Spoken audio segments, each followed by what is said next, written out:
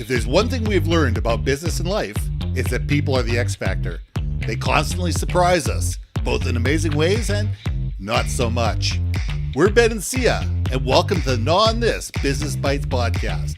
This show is all about real life things we all deal with every day, how they relate to business, and how to make some sense out of our daily chaos. Welcome to the show.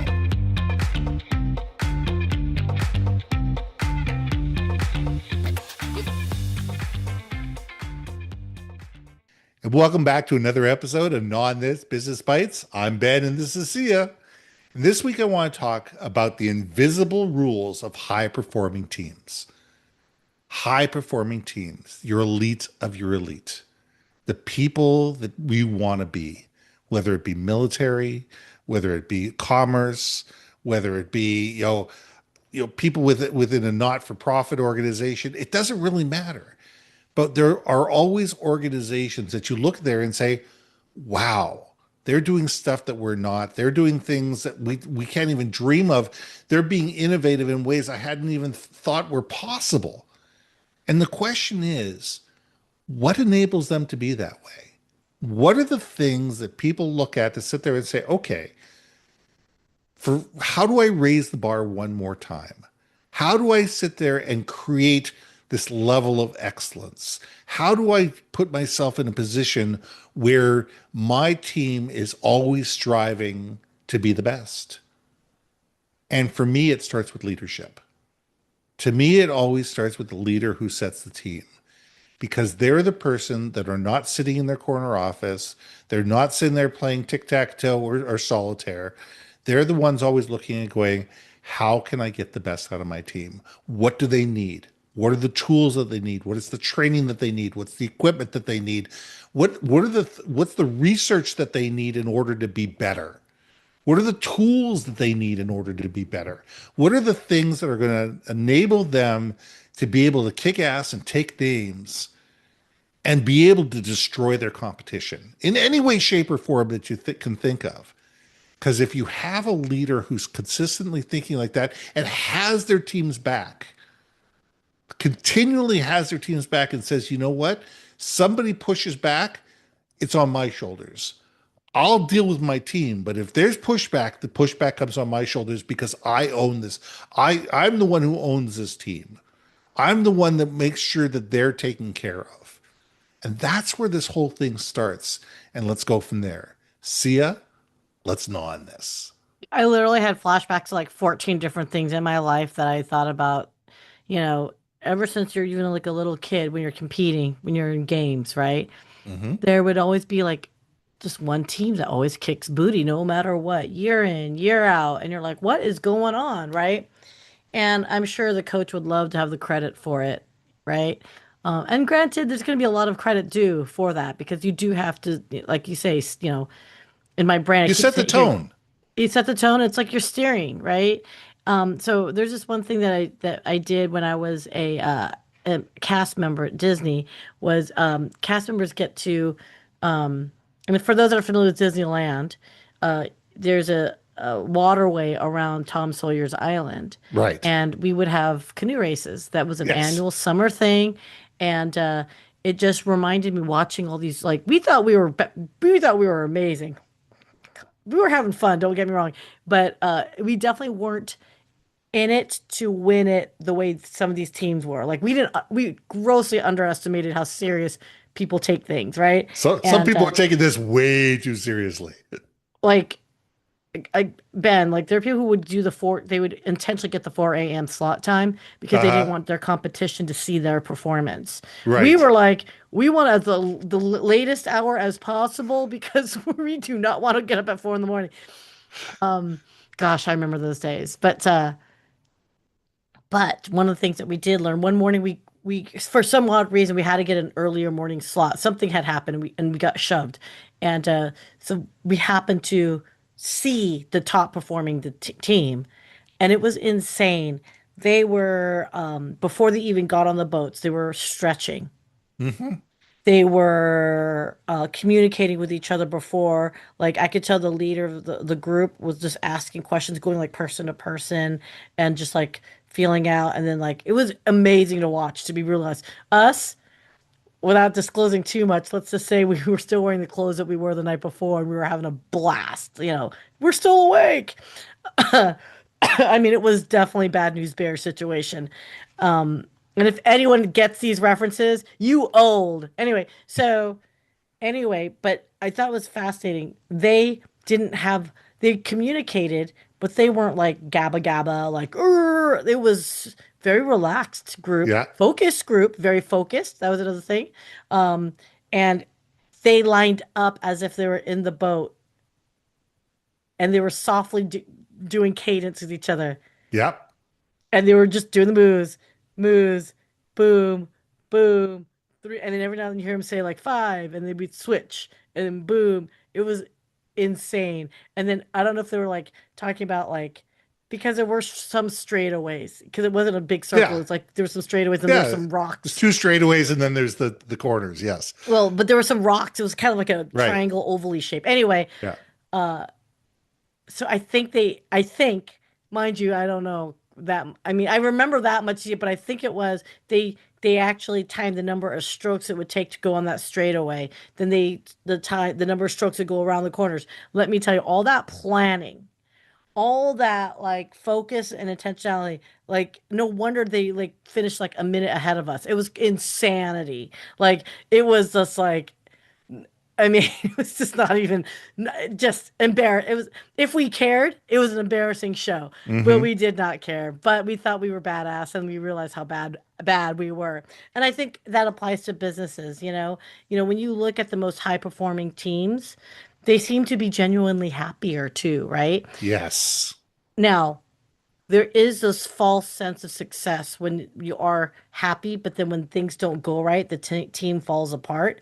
That's also another illusion of success that I think that those high performing teams have been able to overcome, right? And that is the when things are going great, there's many heroes, but the second there's a failure, it's an orphan, I think is that term or that saying, right? And so I do think, as I had mentioned before, that understanding what the end goal is for a team, ultimately, if they're really marching to the same beat, again with the cadence calling, understanding where the leader going through and asking people how they felt and what was up with them, and like I do remember one guy was kind of like doing this motion. I must have been staring at those people hella long. Anyway, but I just remember this person was kind of doing this motion, and another person came over and just like kind of massaged it out. And it wasn't like they said anything to each other. It was just like, It you wasn't pick up, necessary. Yeah. you pick They up where the picked weak up on each spots other. are. Yep. I mean, that is glorious. But it goes back to leadership asking how things are going, if there's a way that other teams can pick up, if there's, you know what I mean? Like, gosh, that's a beautiful thing. So, yes, that unspoken to me is 100% communication and respect Absolutely. and Absolutely. trust. Oh, trust is huge. Trust is absolutely huge. I have a friend of mine who in, his 20s and early 30s was part of an elite military unit. Mm, Okay. He basically if there was somebody that was going to catch fire, he was probably there. He was the guys that was the first one in, the last man out. mm. And took those type of things. And he let me know, he says, look, before every mission, we get together and we plan the mission. Down to the millimeter. We know who's going in first, who's going in second, who's going to be on who's back. Where the support helos are going to be. How much time it should take to breach this. If we don't breach this, what do we do next? If we don't and it's adapt and overcome. Then they produce the mission, and after Yeah. the mission, they do a debrief, and nobody is above catching it from the debrief, from the captain all the way down. If you messed up, you heard about it, Yeah. and it wasn't about laying blame. It's like, how can we do it better? Because you have to. I think in some situations it's literally life and death, right? I This mean, was, especially yeah. in their case, it's life and death. In our case, it could be life and death if it means you lost a project, you lost a Hmm. customer, you lost I mean, or it could be like your product ends up being a, life-saving drug or something like that. There is something to it, or that if you get the formula wrong, you can totally, Kill somebody. kill someone, right? Like it's again, it goes back to that. Another word I didn't mention, accountability. Yes. So having the team understand that, wait, if I'm slack-a-lacking, and it's okay. There's going to be days when you do, but then you communicate with the rest of the team and say, like, dudes, I'm not 100%. I'm at 80% to be brutally honest with you guys. And you know what? I don't think there's any shame in saying that. Like earlier, I was like, I'm about to choke myself out. I need a minute, And you were totally patient and fine with it. And I'm sure you're probably wondering, how does one choke on their own saliva? Well, that would be me. I get excitable. So, no, I do think there's the willingness for the team to work on to help each other. Now, if you just because you communicate and say, "Hey man, I'm at 50% today," but it's every freaking day, that's another conversation to That's have a different too. conversation. Yeah. But it's still a conversation and awareness, right? Yep. Like, It's about being brutally honest of where you are to sit there and say, look, I don't want to let the team down. To me, it's about accountability. Accountability, yes, but expectations. My expectations of you and your expectations of me. yes. As a leader, this is what you should expect from me. If I'm going to be leading you guys in a battle, whether it's on a corporate, on a baseball team, or into a military situation, this is what you can expect from me. But in the meantime, this is what I expect from you. I And gotta we're tell. acca- and we're accountable and we're accountable for each other. Nothing drives me crazy than being in a group project and all of a sudden you got one person who says, well, I had my Pilates class. I can't really, it doesn't work for me because I've got my Pilates class and I always do my Pilates at 7 o'clock on Tuesdays. So I'm sorry, I can't make the team meeting. It doesn't matter if we're going to fail the project. I have my Pilates class. That's a problem.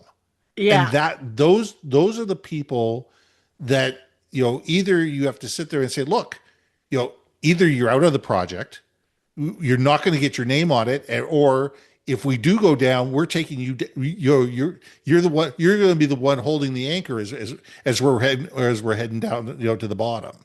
it's like rowing your way down to the bottom. I have to tell you because this literally happened today. Yes. Like as I have my many shower thoughts, I like to listen to like stuff. Hmm. Anyway, Jimmy Carr, comedian, had a set literally talking about, and I thought it was awesome. He made a reference, like part of his set is he lets the audience members like tweet him so he can Right. reply back and respond to those tweets. Well, anyway, I won't tell you the question, but his response I thought was amazing, which was basically it was about a husband saying, I didn't talk to my wife. I was out of town for 3 weeks and I called her twice and she's upset with me. Am I the jerk? That was basically the gist of it. And I thought Jimmy Carr was so I think he's so brilliant with the way he like replies to things. But he said, you know what's really good about what happened? He goes, it's not good you guys didn't call each other. And he goes, the phones work both ways. So resentment or, getting upset with each other, that's on you. He goes, but what you guys did do well, he goes, is now you had the opportunity to set your expectations for each other of what you want because it's going to happen again at some point, right? And he said Absolutely. he quoted an author. He quoted an author, and I wish I remembered it. And I was looking for my phone; it's not there. But he said, "Not setting expectations or not communicating expectations is the fuel for future resentment." Yes. And I was Absolutely. like washing my hair and I was like, "Rrr, rewind. Let me hear that one more time because I don't set expectations well, as you know. I have a Yeah. problem with that. And so 100% I was like, rah, rah. Let me hear that one more time. One more time. So there you Put it go. on replay as a GIF. There we go. We'll just But have this in this loop. but that is something where and how high performing teams can consistently perform is they set those expectations so resentment doesn't build. So when Right. you have to in the heat of the moment of getting things done and getting that deliverable in, there's less friction. It's going to go much more smoothly, Yeah. right? Like what the other thing too, and salespeople, you all know this. If you had an easy sales process, your service delivery guys are going to hate you. If you had a difficult sales process, your service delivery guys and your client are going to love you. Hmm. So, because you hashed out everything that you needed in advance, because it's called communication. Communication. And that's going to be the final point is communication. That we have to communicate with each other. Yeah. We have to let people know what we're excited about, what we're not excited about, what we're mad about, and why, and how we can fix it. It can't just be you were dumb. Okay, you could say, you know what? I was really disappointed you did this. What can we do better next time in order to make sure that this doesn't happen again? Mm. And it doesn't change the fact that you really did think that they were being an idiot or you thought they were being dumb or lazy or whatever. But you're sitting there going, okay, how do we set ourselves up for success in the long run? Because when we communicate and we have that level of trust that's built up that says, hey, listen here, we're just trying to make it better for everybody, then better things happen for everybody. Yes. Yes. So let's leave it there. I'm Ben, I'm Syya. Yes. and we'll see you soon. Hey, hey, hey. Thanks for listening to another episode of Not On This Business Bites.